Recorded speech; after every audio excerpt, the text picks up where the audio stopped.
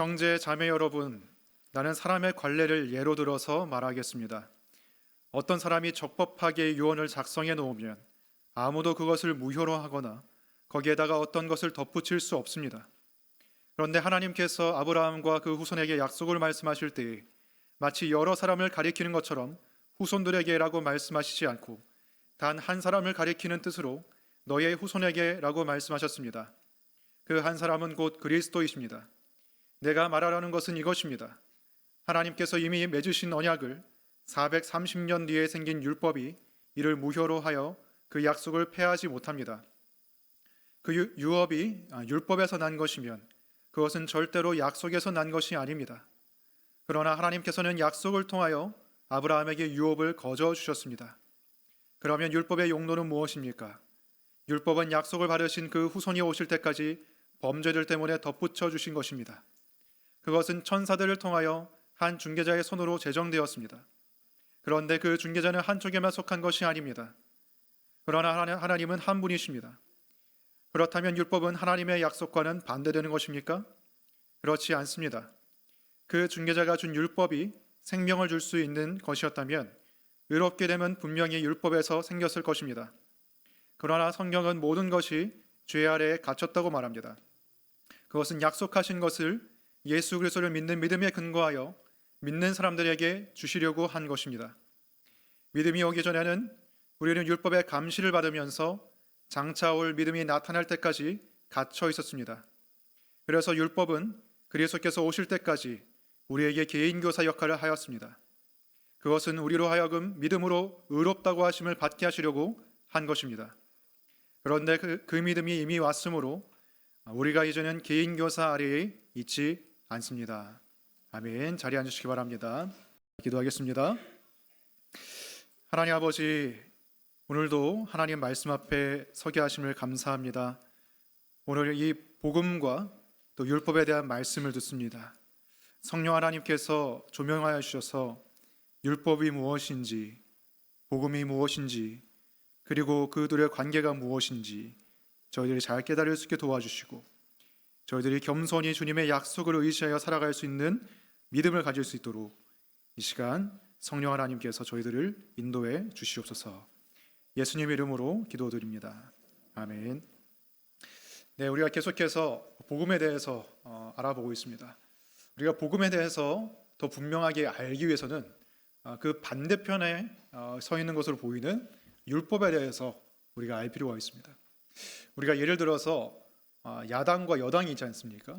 정치적으로 여당은 대통령을 배출한 집권 정당이고 이제 야당은 그것을 견제하고 비판하는 세력 정당인데 우리가 예를 들어서 여당에 대해서 잘 이해하고 싶다라고 하면 야당이 여당을 비판한다라고 할 때 그 야당의 주장을 만약에 분명하게 알고 싶다면 여당이 무엇을 주장하는지 알아야겠죠. 그래야 야당의 그 비판 지점을 우리가 알 수가 있습니다. 즉 서로 반대편에 서 있지만 한쪽을 분명히 알 때 우리는 반대쪽을 더 분명하게 알 수가 있는 것이죠. 그런데 야당과 여당의 관계를 봤을 때도 그 둘은 서로 반대하는 듯 하지만 그 반대를 통해서 결국 가고자 하는 지점은 같은 것입니다. 나라의 발전과 그리고 국민들의 행복이라는 공통 목표를 향해 가게 되는데 복음과 율법도 마찬가지입니다. 그리고 복음을 분명하게 알기 위해서는 율법에 대해서 우리가 분명하게 알아야 됩니다. 율법이 무엇이고 율법이 어떤 기능을 하는지 알아야 되고 그리고 그것을 알게 되었을 때 우리는 복음을 분명하게 알게 됩니다. 그리고 복음과 율법이 결국에는 공통된 목표를 가지고 있다는 것을 우리가 알게 됩니다. 그것은 이 둘 모두가 우리로 하여금 예수님을 바라보게 만든다라는 것을 우리가 결국에는 알게 될 것입니다. 그래서 오늘은 율법을 통해서 우리가 복음을 더 분명히 알아가는 시간을 가질 텐데 오늘 본문 말씀을 통해서 세 가지를 살펴보도록 하겠습니다. 첫 번째는 영원한 약속에 대해서, 즉 약속은 변하지 않는다는 거예요. 두 번째는 율법의 역할이 무엇인지, 그리고 세 번째는 이 약속의 능력이 무엇인지 살펴보겠습니다. 첫 번째는 영원한 약속에 대한 것입니다. 15절 보시면 형제 자매 여러분, 나는 사람의 관례를 예로 들어서 말하겠습니다. 어떤 사람이 적법하게 유언을 작성해 놓으면 아무도 그것을 무효로 하거나 거기에다가 어떤 것을 덧붙일 수가 없습니다. 지금 바울은 인간적인 예를 들겠다. 사람의 관례로 내가 설명을 하겠다라고 말을 하고 있습니다. 일상적인 예를 통해서 율법을 설명하겠다라고 하는 것인데 지금 유언에 대해서 지금 예로 들고 있습니다. 예를 들어서 어떤 대기업의 재벌 회장이 유언을 이렇게 작성했다고 해봅시다. 내 모든 재산을 자녀들에게 상속하는 것이 아니라 전부 다 남김없이 사회에 환원하겠다라고 유언을 작성했다고 칩시다. 이 유언은 이 사람이 살아있을 때는 변경할 수가 있어요.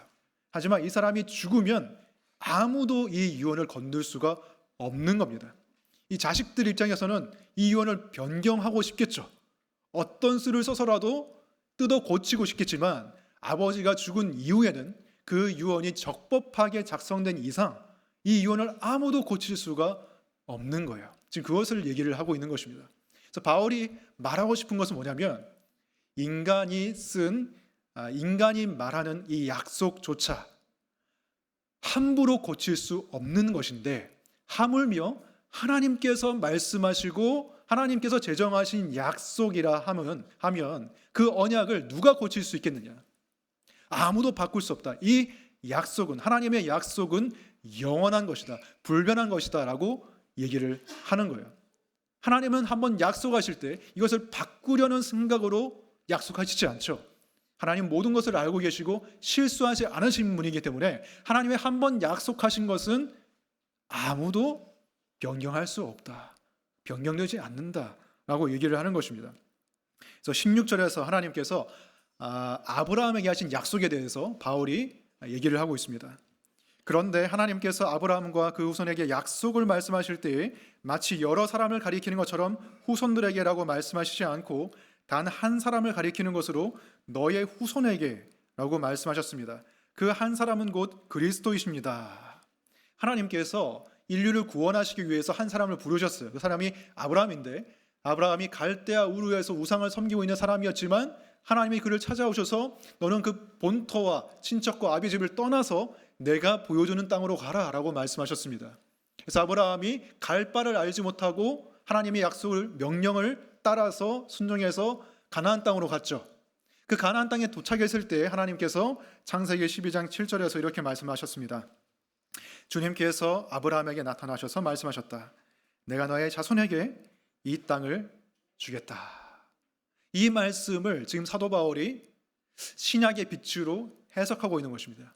이 말씀을 봤을 때 너의 자손에게 라고 하는 이 단어가 흥미롭게도 복수가 아니라 단수라는 점에 사도 바울이 주목을 한 것입니다. 여러분 성경 볼 때 이런 것조차도 굉장히 중요한 거예요. 이 단어가 복수인지 단수인지. 왜냐하면 하나님께서 이 성경을 쓰실 때는 1.1획도 허투루 쓰지 아니하시고 다 영감해서 쓰신 거예요. 사도 바울은 이 단어가 단수로 쓰인 것에 주목하고 있습니다. 왜 단수일까? 사실 아브라함의 자손은 단수가 아니죠. 한 명이 아니었죠. 그 자손이 또 자식을 낳고 해서 수많은 사람들이 이루는 민족이 형성됐습니다. 그 민족이 이스라엘 민족이고 그 이스라엘 민족에게 하나님께서 유업으로 가나안 땅을 주셨습니다. 그것이 1차적으로 이 말씀이 말하는 거예요. 그런데 궁극적으로 이 말씀이 말하는 것은 아브라함의 후손은 궁극적인 후손은 단수, 한 사람, 예수 그리스도라는 것입니다.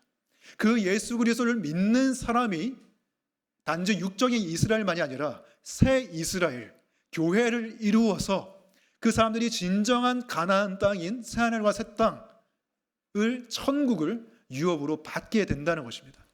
그래서 하나님의 이 약속은 결국 누구를 가리킨다고요?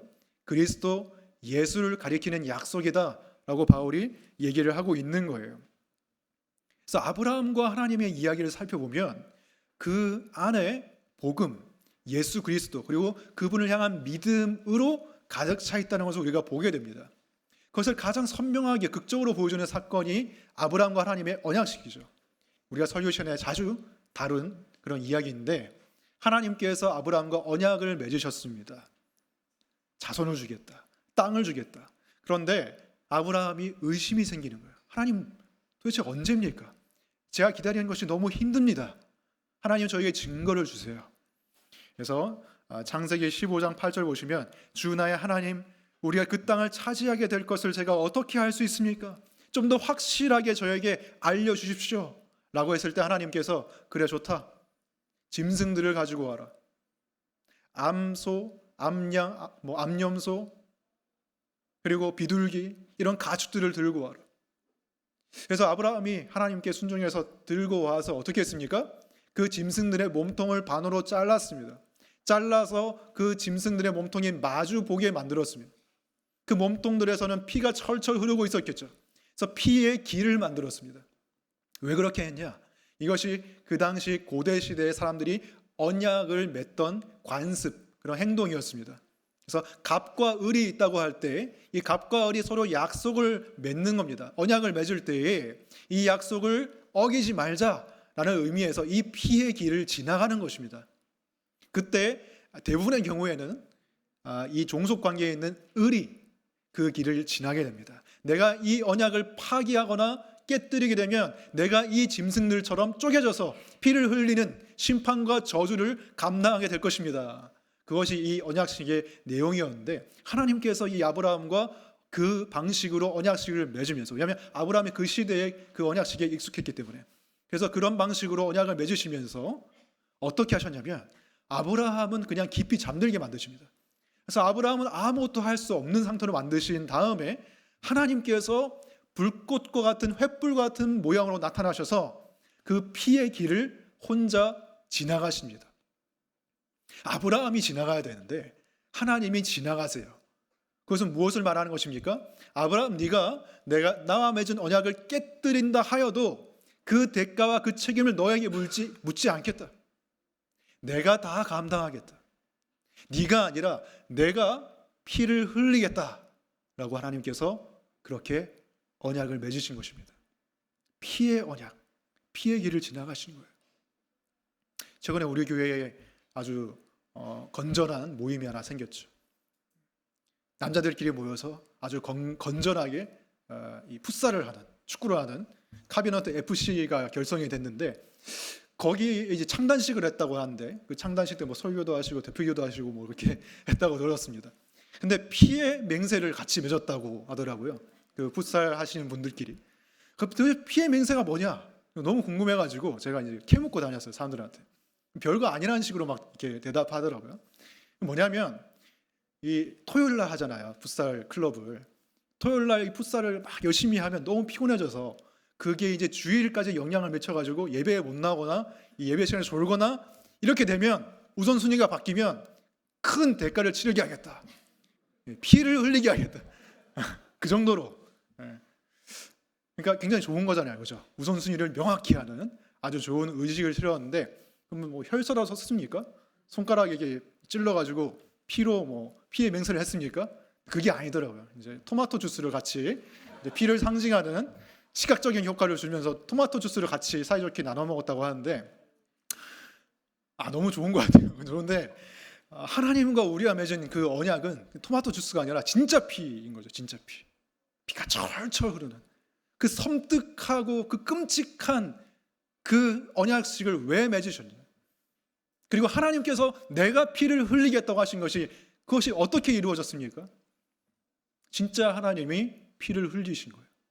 하나님이 인간이 돼서 예수께서 십자가를 지시고 우리의 모든 언약의 파기에 대한 저주와 심판을 자신이 감당하신 것입니다. 그래서 아브라함과 이 하나님과의 관계를 보면요, 피로 이루어져 있는데 그 피는 하나님의 은혜로 하나님께서 감당하시는 방식으로 그 관계가 이루어졌어요. 내가 너에게 땅을 주겠다라고 했을 때 하나님께서 네가 내 마음에 맞게 잘 살면, 좀 착하고 종교적으로 도덕적으로 잘 살면 내가 땅을 주겠다고 한 것이 아니었습니다. 아브라함의 율법의 행위에 기초한 것이 아니었어요. 하나님의 약속을 믿는 믿음에 기초한 것이었습니다. 그래서 창세기 15장 6절을 보시면, 아브라함이 주님을 믿으니 주님께서는 아브라함의 그런 믿음을 의로 여기셨다라고 했습니다. 아브라함이 율법을 잘 지키니 아브라함이 의인이 되었다. 그게 아니라 아브라함이 하나님의 약속을 믿기 때문에 하나님께서 아브라함은 네가 의인이다 라고 말씀하셨다는 거예요. 너는 의인이야.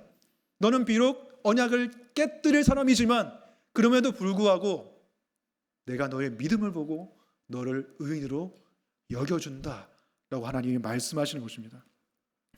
17절 18절 보시면 내가 말하라는 것은 이것입니다. 하나님께서 이미 맺으신 언약을 430년 뒤에 생긴 율법이 이를 무효로 하여 그 약속을 폐하지 못합니다.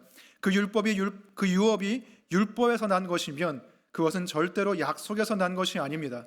그러나 하나님께서는 약속을 통하여 아브라함에게 유업을 주셨습니다.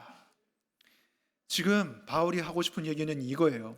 하나님께서 애초에 아브라함과 맺은 그 관계 맺음의 방식은 율법의 행위를 기초로 하지 않았다. 애초에 하나님께서는 약속에 대한 믿음으로 하나님의 은혜로 아브라함과 관계를 맺으셨다는 거예요. 처음에 약속으로 관계를 맺었는데 나중에 430년 최소 430년 이상 그 이후에 생긴 율법이 이 약속으로 맺은 관계를 변경시키지 못한다는 것입니다. 그렇죠? 하나님의 약속은 변하지 않기 때문에 하나님께서 약속으로 처음에는 관계를 맺으셨다가 야 아브라함 막 나가네. 야 안 되겠다. 너 이제 율법 제도를 지켜. 그래야 내가 땅 주는 걸로 바꿀 거야. 이런 식으로 하지 않으신다는 거야. 한 번 약속은 영원하다. 그래서 어떤 사람은 이렇게 오해를 하는 경우가 있습니다. 구약 시대에는 하나님께서 율법으로 율법을 잘 지키면 구원받는다고 약속하셨지만 신약 시대에는 그게 아니라 예수님을 믿으면 구원받는 걸로 하신다. 그러니까 구원의 방식이 구약과 신약이 다르다고 사람들이 생각하는 경우가 있는 것 같아요. 그리고 구약의 하나님은 율법을 잘 못 지키면 막 화를 내시고 신약의 하나님은 좀 못 지켜도 용서해 주시는 부드러운 하나님. 이런 식으로 구약과 신약의 하나님을 좀 다른 하나님인 것처럼 마치 하나님께서 처음에는 이렇게 엄하게 율법으로 대하시다가 나중에는 안 되겠다. 내가 방법을 바꿔야겠다. 이런 식으로 하는 것처럼 마치 하나님께서 뭔가 착오가 있으신 분처럼 사람들이 생각하는 경우가 있는데 그게 아니라는 것을 오늘 본문은 분명하게 얘기를 하고 있는 거예요. 약속이 먼저다. 처음부터 하나님께서는 인간을 구원하실 때 복음에 대한 약속을 주시고 그 약속을 믿는 자는 구원을 주시는 것으로 하셨다는 거예요. 근데 그것이 먼 훗날 아브라함의 자손이 이스라엘 민족을 형성해서 출애굽을 해서 시내 산에서 율법이 주어졌을 때 수백 년이 흐른 다음에 이제는 율법으로 구원받는다. 이런 식으로 하는 것이 아니라는 거예요. 약속은 영원 불변한 것입니다. 하나님은 완전하신 분이십니다. 하나님은 이랬다 저랬다 하시는 분이 아닙니다. 예를 들어서 이슬람의 경우에 제가 타종교를 근거 없이 비판하고 깎아내리려는 게 아니라 예를 들어서 설명하는 겁니다. 이슬람의 경우에 그 계시가 자꾸 변경되는 것을 우리가 볼 수가 있습니다. 이슬람의 경전이 이제 꾸란이잖아요. 꾸란을 읽어보면 초기 계시와 나중 계시가 다릅니다. 초기에는 계시가 술에 대해서 술을 이제 좀 허용하는 그런 계시입니다. 술을 마셔도 된다. 그런데 후기에는 술을 절대로 마시면 안 된다고 계시가 변하게 됩니다. 그리고 초기에는 타 종교인에 대해서도 타 종교인들을 관대하게 대해라. 종교는 강요할 수 없는 것이다. 라고 초기 계시는 되어 있습니다. 그런데 후기 계시에는 뭐라고 되어 있냐면 이교도들을 죽여라. 다른 종교와 싸워서 전쟁을 해서 개종을 시켜라. 라고 되어 있습니다. 왜 그렇습니까? 알라의 계시는 계속 바뀌어요. 왜 그렇습니까? 결국 그것은 진짜 신이 쓴 것이 아니라 인간이 시대와 상황에 맞게 자신의 입맛에 맞게 신의 이름을 빌려서 그냥 종교 문서를 기록한 것에 불과하기 때문입니다. 하지만 성경은 구약과 신약 그리고 처음 계시와 나중 계시에 모순이 없습니다. 처음 계시, 예언 그것은 스케치입니다. 그것이 나중에 색이 입혀지고 성취가 되고 예언이 이루어지는 식으로 성경은 기록이 되었습니다. 그래서 성경은 1600년이라는 긴 간격 동안에 쓰여진 책이고, 그리고 40명이 넘는 사람이 이 성경을 기록했지만 이 성경의 내용이 통일성이 있는 거예요. 예수 그리스도, 아브라함의 후손이신 예수 그리스도를 통하여 하나님께서 인류를 구원하시는 그 통일성 있는 내용으로 성경이 쭉 흘러가는 것입니다. 하나님의 약속을 중심으로. 약속은 변하지 않습니다. 하나님은 살아계시고 하나님은 영원하시고 우리가 믿을 만한 분이십니다. 하나님이 은혜로 구원하시겠다는 그 약속을 하셨기 때문에 도중에 그 율법이 그것을 취소시키거나 무효화시킬 수가 없는 거예요. 다만 율법은 약속을 준비시키는 역할을 하는 것이죠. 그게 율법의 역할입니다. 두 번째 율법의 역할. 19절 말씀 보시면 바울이 논리적인 흐름을 따라서 이제 질문을 합니다. 그러면 율법의 용도는 무엇입니까? 하나님께서 우리와 관계 맺으실 때 너는 율법을 지켜야 구원받을 수 있어 라고 한 게 아니면 율법은 왜 주어졌냐? 이 질문을 하는 것이고, 그 질문에 이렇게 답합니다.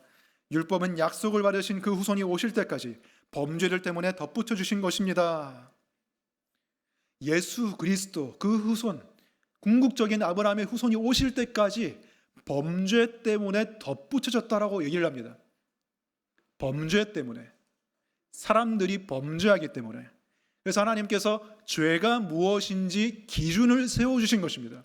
무엇이 옳고 그른지 절대적인 기준이 없으면 사람들은 자기 자신의 기준에 대해서 선악을 판단하게 됩니다. 사람을 막 죽여요. 근데 그게 악이라고 말할 수 없어요. 절대적인 기준이 없으면.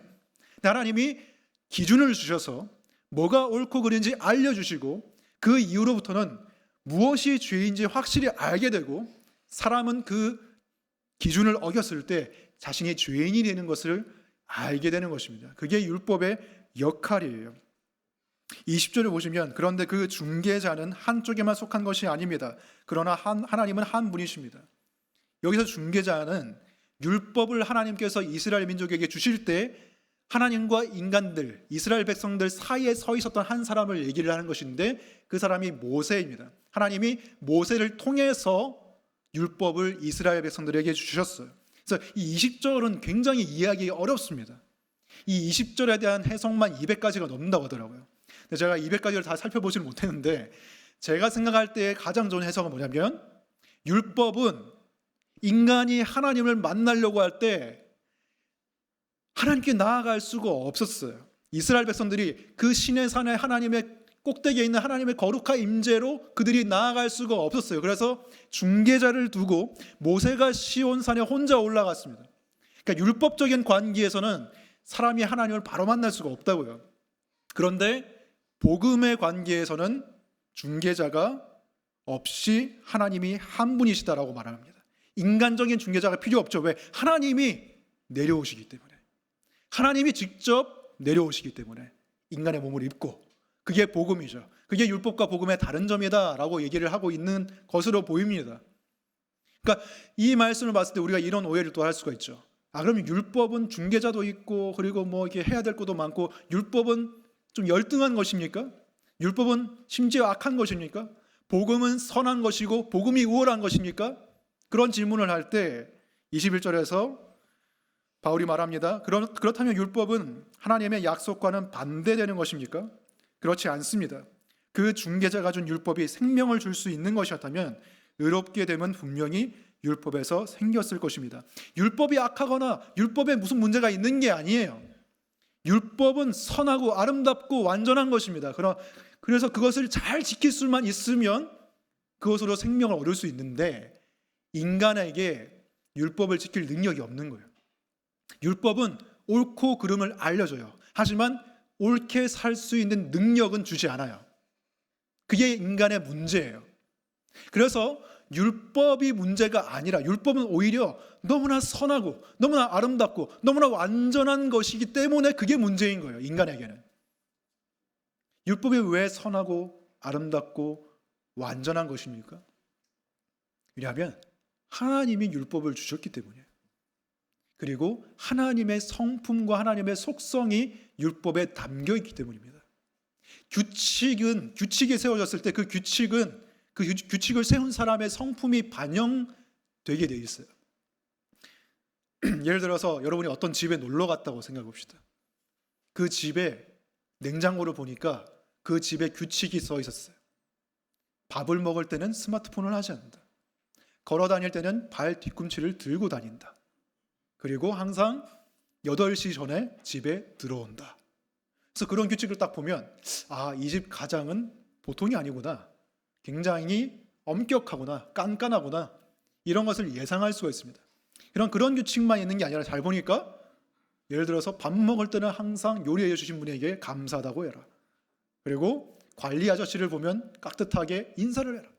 잔돈은 기부를 해라. 뭐 이런 규칙들이 있는 거예요. 그런 것들을 볼 때 이 집의 가장은, 그리고 이 집 사람들은 예의가 있고 그리고 사랑이 있는 사람들이구나. 이런 것들을 우리가 보게 되는 것이죠. 즉 규칙을 보면 그 규칙을 정한 사람의 성품을 볼 수가 있는데, 율법을 보면 하나님의 성품을 알 수 있는 거죠. 예를 들어서 부모를 공경해라. 이 율법을 볼 때 하나님은 부모님의 은혜에 보답하는 것을 중요시 생각하시고 권위 구조를 인정하시는 그런 분이시구나. 그런 성품을 우리가 볼 수가 있죠. 살인하지 말라. 하나님은 사람을 사랑하시고 사람의 생명을 지키길 원하시는 그런 분이시구나. 그리고 사람을 죽였을 때는 값을 치르게 하는 공의의 하나님이구나. 간음하지 말라. 이런 것을 봤을 때도 하나님은 순결하신 분이시구나. 이런 것들을 우리가 하나님의 성품을 볼 수가 있는 것이죠. 뿐만 아니라 레위기 같은 것을 보면 율법이 굉장히 많잖아요. 근데 그 중에서 두드러지는 게 뭐냐면 하나님께서 가난한 사람, 고아, 과부, 나그네 이런 사람들을 잘 돌보라는 그런 말씀을 많이 하십니다. 그것을 볼 때 하나님은 긍휼이 풍성하시고 은혜로우시고 사랑이 넘치시는 분이시구나. 이것을 우리가 알 수 있는 것이죠. 그래서 율법을 보면 하나님의 사랑, 하나님의 공의, 하나님의 긍휼, 은혜, 하나님의 성품을 우리가 알 수가 있는 거예요. 그래서 율법은 우리가 들여다보면 들여다볼수록 너무나 완전한 것이고 아름다운 것이고 선해요. 근데 그렇기 때문에 우리는 그 율법 앞에서 좌절감을 느끼게 되는 것입니다. 그게 율법의 의도예요. 최근에 많은 남성들 좌절시키고 절망시키는 한 분이 계신데 그분이 누구냐면 박보검입니다. 박보검이 많은 남자들을 절망시키고, 안 그래도 그 사람은 너무 멋진 사람인데 폭삭 속았수다 나와가지고 너무 멋있는 역할을 맡고, 그리고 잘생겼는데 막 피아노도 치고 막 노래도 너무 잘하잖아요. 그리고 옛날에는 그냥 꽃미남 이미지였는데 이제는 막 운동을 열심히 했는지 막 울퉁불퉁해요. 막 남성미가 넘쳐요. 그래서 또 저런 사람이 있냐. 그래서 저를 보면서 막 여자들이 막 웃는 거예요. 박보검이 나오면은. 코미디언도 아닌데 그냥 빵긋빵긋 웃어요. 여자들이 웃기지도 않는데. 그런 걸 보면서 기가 찬다 정말.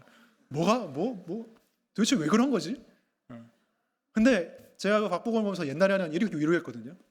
그래도 아무리 멋져도 저 사람은 이단에 속해 있는 사람이에요. 근데 어떤 자매님이 저한테 얘기를 하더라고요. 이제 옮겼어요. 이제 정통교회로 옮겼어요. 현 집사님이 전도해가지고 이제 어디 그 좋은 교회로 갔대요. 그 절망감. 지 깔 게 없구나 이제 이 사람은. 정말 완벽한 사람이에요. 그 사람의 어떤 그 영광과 그 아름다움 앞에서 이제 압도가 되는 거죠. 근데 사람이 주는, 사람 너무 선하고 아름답고 바르게 살고 그런 사람 앞에 가면 진짜 압도당하는 게 있습니다. 그 사람의 영광 때문에 나는 정말 아무것도 아닌 것 같은 느낌.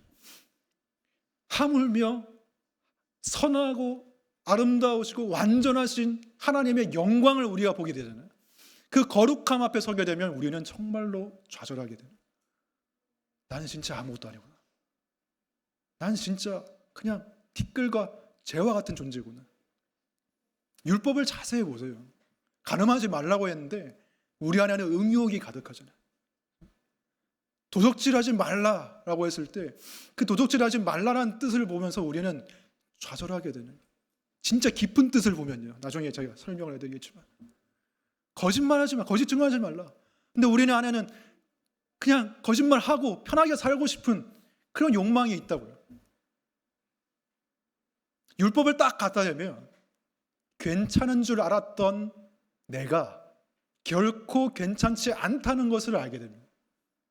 나는 그냥 옷을 깔끔하게 입고 다니고 외모도 그냥 봐줄만 하고 나는 직업도 괜찮고 나는 예의도 있는 사람이고 배울 만큼 배운 사람, 이러한 이미지를 갖고 있는데, 그래서 사람들 앞에 섰을 때는 우리는 괜찮은 사람이에요. 다 그렇게 살고 있으니까. 근데 하나님의 기준을 딱 들여다대면 여지없이 무너지게 되는 것입니다. 와, 나는 진짜 아무것도 아니구나. 나는 정말 추악한 죄인이구나. 율법을 공부하면 공부할수록, 그 깨끗함에 다가가면 다가갈수록, 그 거룩함을 파고들면 파고들수록 나의 자금이 더 깊이 느껴지는 것입니다. 그게 율법의 역할이에요. 그게 율법의 기능입니다. 그러면 이렇게 생각할 수도 있습니다. 그럼 율법 좀 잘 지키면 되지 않습니까? 율법 잘 지키고 살면 되잖아요. 근데 율법을 지키는 게 굉장히 힘들고요. 그리고 율법을 잘 지킴을 통해서도 우리는 죄를 짓는다는 게, 그게 더 절망스러운 지점입니다. 나는 살인하지 않아. 난 도적질하지 않아. 난 안식일 잘 지켜. 그러한 삶 속에서 우리는 교만하게 되고 잘 지키지 않는 사람을 내려다보게 되고, 또 뿐만이 아니라 내가 실제로는 잘 지키지 못함에도 불구하고 율법의 수준을 끌어내려서 거의 문자적인 수준에서만 내가 율법을 지키고 있는데도 불구하고 내가 잘 지키고 있다는 자기 기만에 빠진 것이죠. 그게 우리의 더 절망스러운 지점입니다. 예를 들어서 도둑질하지 마라. 이 율법을 생각할 때 나는 물건을 훔친 적이 없어. 나는 사람들의 재산권을 존중해. 나는 논문 쓸 때 표절도 안 했어. 이렇게 생각할지 모르고 잘하는 것이죠. 좋은 것인데, 이 율법에 정말 그 본질적인 정신으로 파고 들어가면 이 율법은, 웨스트민스터 소요리 문답에 보면은 이 율법의 본뜻은 다른 사람의 재산을 지켜주고 증진시키는 데까지 가야 된다. 그래야 율법을 지키는 것이다 라고 말을 합니다. 그래서 예를 들어서 월급을 받잖아요. 우리가 직장에서 월급을 받는데 그 월급에 합당하지 않게 내가 게으름을 피우고 그냥 놀고 먹고 이렇게 하는 것은, 그런 사람 뭐라 그래요? 월급 루팡, 도둑놈이라고 세상 사람들 말하잖아요. 하나님 보실 때도 그런 거예요. 회사의 재산을 증진시키지 않고 있는 거예요. 내가 훔쳐가는 거예요. 일하지도 않는데. 이 계명을 더 끝까지 밀어붙이면 나의 모든 것은 하나님께서 주신 것이고 맡기신 것이죠. 그래서 하나님께 합당하게 써야 됩니다. 내 모든 물질을. 하나님이 가난한 사람을 돌보라고 했는데 내가 나만을 위해서 써. 그러면, 그리고 그렇게 하고 싶어. 그러면 이 계명을 어기고 있는 거예요. 그래서 이 계명 앞에 서면 우리는 할 말이 없어지는 거예요. 이 한 계명조차도 우리를 정죄하고 죄의 삭은 사망이야. 너는 사망에 이르게 될 거야. 너는 지옥에 갈 수밖에 없어. 너는 괜찮은 사람이 아니야. 너는 죄인이야. 라고 지옥이 말을 하고 있는 거죠. 너는 율법을 어기는 행동을 통해서도 죄를 짓지만 너는 율법을 지키려고 할 때조차 죄를 짓고 있는, 죄를 피할 수 없는, 죄 안에 갇혀 있는, 모든 숨쉬며 하는 행동이 죄밖에 없는 죄인이에요. 그게 율법이 하는 역할입니다. 우리를 한없이 낮춰요. 근데 그 낮아짐이 있어야만 한없이 높아질 수 있습니다. 내가 한없이 낮아지지 않으면 나는 하나님을 찾지 않고 그리스도를 찾지 않기 때문에, 그게 율법의 역할입니다. 우리를 한없이 겸손하게 만드는 것. 그래서 나의 절망은 좋은 것입니다. 내가 겸손하게 되기 때문에. 사람 앞에서 겸손하는 게 아니라 하나님의 능하신 손 아래에서 겸손하라고 했습니다. 율법 아래에서 나의 비참함을 알게 되는 사람은 자신에 대해서 쉽게 실망하지 않아요. 와, 내가 이런 쓰레기 같은 행동을 하다니, 이렇게 하면서 막 자기를 학대하는 사람이 있거든요. 근데 왜 그렇게 하죠? 평소에 자기 자신을 너무 과대평가한 거예요. 근데 율법에 비춰보면 너는 원래 그런 사람이야. 네가 알지 못했을 뿐. 율법이 말하는 게 그거예요. 우리를 겸손하게 합니다. 우리를 절망하게 합니다. 근데 그 절망 때문에 그리스도를 바라보게 하는 것이, 그게 율법의 역할인 것입니다. 그래서 22절 보시면 그러나 성경은 모든 것이 죄 아래에 갇혔다고 말합니다. 그것은 약속하신 것을 예수 그리스도를 믿는 믿음에 근거하여 믿는 사람에게 주시려고 한 것입니다. 율법은 우리를 오도 가도 못하게 가둡니다. 너는 죄 아래에 갇혀 있어. 근데 그 이유가 뭐라고요? 믿음으로 의롭다함을 얻게 하기 위해서. 더 이상 너의 행위에는 소망이 없어. 그리스도를 믿어야만 너는 구원을 얻을 수 있어. 이게 율법의 역할인 것이. 세 번째로 약속의 능력입니다. 23절 보시면 믿음이 오기 전에는 우리는 율법의 감시를 받으면서 장차 올 믿음이 나타날 때까지 갇혀 있었습니다. 여기서도 계속 갇혀 있다는 얘기를 해요. 갇혀 있다. 근데 그냥 갇혀 있는 게 아니라 감시한다. 왜? 죄를 짓냐 안 짓냐 감시하고 가둬놓는 거예요. 율법의 역할입니다. 옳고 그름에 대해서 알려주고 죄를 짓지 못하게 만드는 것, 그것이 율법의 임시적인 역할이다라고 얘기를 합니다. 장차 올 믿음이 나타날 때까지 가둬둔다. 왜냐하면 일단은 뭐가 옳고 그른지를 알려줘야 되는 거예요. 마음이 성숙해지기 전에도. 그래서 애들도 가둬놓잖아요. 어린애들. 저도 가둬놓는데 베이비룸으로 가둬놓거든요. 울타리 쳐가지고. 왜? 밖에 나가면 위험하거든요. 가위랑 칼을 만지거든요. 또 막 이상한 걸 집에 입에 다 집어넣거든요. 그렇게 못하게 하려면 가둬야 돼요. 근데 그것은 임시 방편입니다. 임시적으로 하는 거예요. 24절에도 비슷한 이미지가 나옵니다. 그래서 율법은 그리스도께서 오실 때까지 우리에게 개인교사 역할을 하였습니다. 그것은 우리로 하여금 믿음으로 의롭다고 하심을 받게 하시려고 한 것입니다. 율법이 그리스도께서 오시기 전까지 개인교사의 역할을 한다. 이 개인교사가 그리스어로 파이다고고스인데, 이 파이다고고스는 로마 그 문화권에서 그 당시에 주인의 아들이잖아요. 주인의 아들을 훈육하는 남자 노예였습니다. 그래서 초등학생이나 중학생 정도 되는 나이의 아들을 그 노예 신분인 선생, 가정교사인 파이다고고스가 통학도 시켜주고, 그리고 일상생활 동안에 따라다니면서 예절 교육을 해주는 거예요. 그래서 기록을 살펴보면 이 파이다고고스가 굉장히 엄하게 그 아들에게 대했다고 기록되어 있습니다. 매를 드는 것을 서슴지 않았어요. 그래서 이 파이다고고스를 그린 그림을 보면, 고고학적으로 그 발견된 그림을 보면 항상 막대기를 들고 있어요. 막대기를 들고 여차하면 때릴 준비를 하는 거예요. 너 말 잘 들어. 안 그러면 맞아. 이렇게 위협하고 협박을 하는 거예요. 왜? 그렇게 해야 아이들은 알아먹기 때문이죠. 동의하십니까? 동의하지 않으신 분도 있겠지만 아무튼 간에 체벌에 동의하지 않으시다 하더라도 벌은 줘야 돼요. 그죠? 벌을 주어야 아이들이 경각심을 가지고 위험한 행동을 하지 않는다고요. 그게 율법의 기능입니다. 그리고 결국에는 이 개인교사가 사라지게 됩니다. 성인이 돼서도 그렇게 하진 않아요. 성인이 돼서도 너 잘못했어, 손바닥 대, 이렇게 안 한다는 거예요. 성인이 되면 베이비룸 쓸 필요 없고 개인교사 쓸 필요가 없다는 거예요. 임시적인 역할이죠. 아이들을 교육할 때 아이들이 처음에는 마음에 대해서 자기 객관화나 성찰을 못 하잖아요. 아, 부모님이 나를 위해서 이렇게 고생하시니까 내가 분유를 잘 먹어야겠다, 이런 식으로 생각하지 않잖아요. 그죠? 그냥 바로바로 이렇게 때리면서 야, 하지마, 지지, 이렇게 해야 되는 거예요.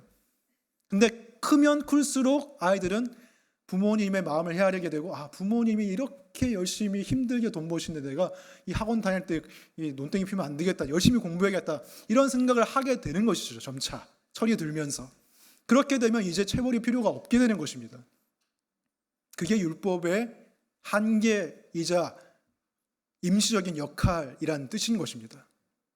여러분, 하나님께서는 우리와 관계를 맺으실 때 계속해서 개인교사를 두기려고 하지 않으세요. 하나님께서 계속해서 야, 너 말 잘 들어, 안 그러면 때릴 거야, 안 그러면 너한테 안 좋은 일이 일어나게 할 거야, 너가 망신당하게 할 거야, 이런 식으로 하나님께서 막 협박하시면서 나의 율법을 지켜, 이것을 원하시지 않는다고요. 여러분이 관계 맺을 때, 사람들과 관계 맺을 때 남편에게 잔소리해서 남편이 기념일을 챙기기를 원하십니까? 아니면 남편이 알아서 기념일을 챙기기 원하십니까? 알아서 하기를 원하죠. 나의 사랑을 알아줘서 그 사랑에 보답하는 마음으로 기념일을 챙겨주기를 원하죠.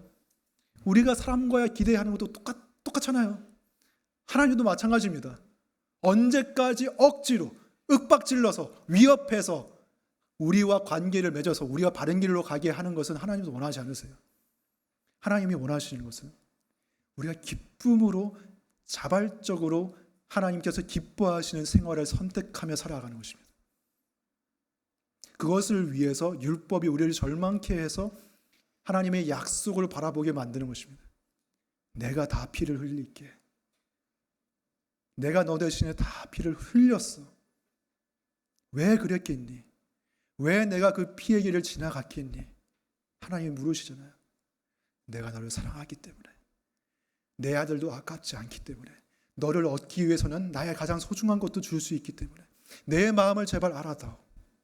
그래서 우리 마음속에서 개인교사의 그 회초리는 점점 작아져야 됩니다. 대신에 십자가는 점점 커져야 됩니다. 그 십자가를 바라보면서 우리가 하나님의 마음을 알아들여야 돼요. 그래서 더 이상 억지가 아니라 어쩔 수 없어서가 아니라 즐거움으로 내가 이렇게 행동하면 하나님이 정말 기뻐하시겠지. 아버지께서 정말 행복해 하시겠지. 이 마음으로 율법을 기꺼이 자원하는 마음으로 지키는 것을 하나님이 원하시는 것이죠. 시편 1편을 보면 복 있는 사람에 대해서 얘기합니다. 누가 복 있는 사람이냐? 복 있는 사람은 죄인들의 길에 서지 아니하고 악인들의 길을 따르지 아니하고 오만한 자의 자리에 앉지 아니하는 사람이다. 근데 그 사람은 율법을 즐거워하고 그 율법을 주야로 묵상한다고 말합니다. 율법을 즐거워해요. 복 있는 사람은 율법이 막 자기를 칠까 봐 두려워하는 사람이 아니라 율법을 즐거워합니다. 즐거워함으로 율법을 따릅니다. 예를 들어서 안식일을 잘 지켜라. 거룩히 기억해서 지켜라. 여러분 즐거이 따르고 있습니까? 이렇게 말할지 모르겠어요. 예, 맞습니다. 저는 주일에 교회 오는 게 기다려집니다. 저는 즐겁습니다. 근데 이것을 파고 들어가 보세요. 이 율법을 파고 들어가면 이 율법에 정말 심층적인 뜻까지 가지 않아도 약간 문자적으로만 해석해도 이 율법이 원하는 것은 무엇입니까?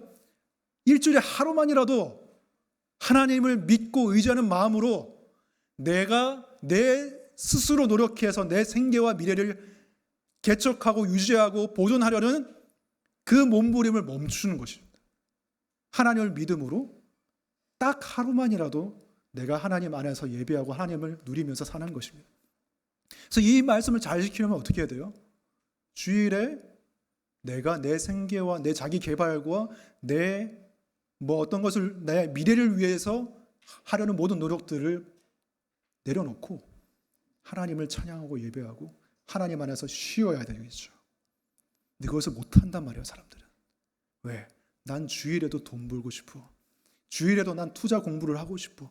주일에도 나는 내 스스로 열심히 노력해서 내 미래를 개척하고 싶어. 왜냐하면 실제로 내가 믿는 건 하나님이 아니라 나니까. 하나님이 내 인생을 책임져 주는 게 아니니까. 그런 마음의 상태를 율법이 보여주잖아요. 그죠? 그 율법이 우리를 그렇게 딱 보여줄 때 우리가 율법을 즐거워합니까? 그보다는 내가 주의를 제대로 지키지 못하면 우리 케어그룹 사람들이 나를 어떻게 생각할까?